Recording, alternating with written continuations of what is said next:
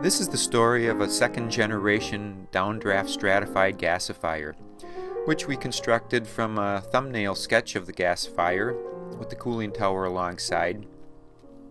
It took us a while to build the gasifier. We collected the parts, salvaged mostly, put them together with our skilled crew so that we could create energy from biomass. Well, this is a completed Generation 2 gasifier, which we've been working on for the better part of since spring, actually last year. And the design is a little bit different than the FEMA Downdraft gasifier, which was initially built.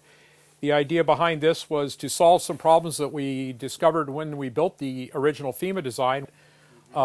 We still have the same basic vacuum system that we're using, a squirrel cage fan to draw air through the system, so it's basically everything is a negative pressure from the burn chamber all the way out till we use the gas. Inside, the difference in the gasifier is we still use the same diameter tube that we used on the Gen 1, but we've now made a smaller outer area out of an old propane cylinder, which we were able to come by a large number of unserviceable propane chambers.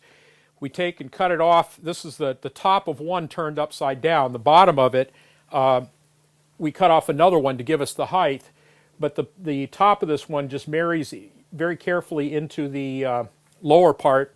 These bolts and clamps facilitate us the ability to take this apart to do maintenance or other modifications as we see needed. But the big thing is the char removal system. In the center of this top one is a small pipe with an auger in it. And what the auger does is as the char is swept away with a whisker on the plate after it's burned, it falls down, falls into the auger. The auger will transport it down into the lower chamber where it'll build up to a thing. So we have much more char storage than we had in the old gasifier. Smaller footprint, although it is a little taller. It did allow us the ability to move that char from the upper chamber out of the burn chamber into the lower chamber. This mechanism here is one of Greg's great inventions. It's actually a pulley system that hooks to the bottom of the shaft that runs through from the whisker, through the auger, all the way through the bottom, and a bushing in the bottom. And there's a pulley on the bottom. So each time we rotate this, the whisker inside rotates about 3/4 of a turn. That knocks char off of a plate, causes it to fall over the edge, and everything in the burn chamber to move down. So if we turn it a couple of times, the char drops down quite significantly. It sure beats shaking the old shaker that we had. This one is just a quick turn and it knocks about an inch out of the burn chamber.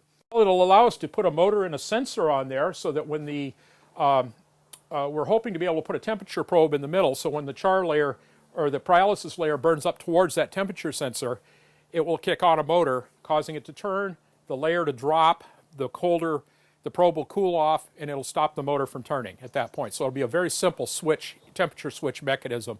So as the pyrolysis layer continues to burn up through the fuel, it hits the temperature probe, it rotates a couple of times, the pyrolysis layer, the char is removed from the bottom, the pyrolysis layer settles back down, more fuel comes in at the top. We're also looking at doing the same kind of thing on the top to keep the fuel level at a constant level in the top. There'll be an auger and a sensor in there that'll say, okay, the fuel has now dropped down, we need to add more. An auger will turn on for a couple of seconds, and it'll test again to see, is it full? No. Adds another 5 seconds. Is it full? No. Adds another 5 seconds. And at some point it'll say, too much fuel, stop. Or not enough. So we'll have to play with that and adjust it. But it will be the only probably electronic things on here. And I think I can get it down to one small circuit board running off a 9-volt battery.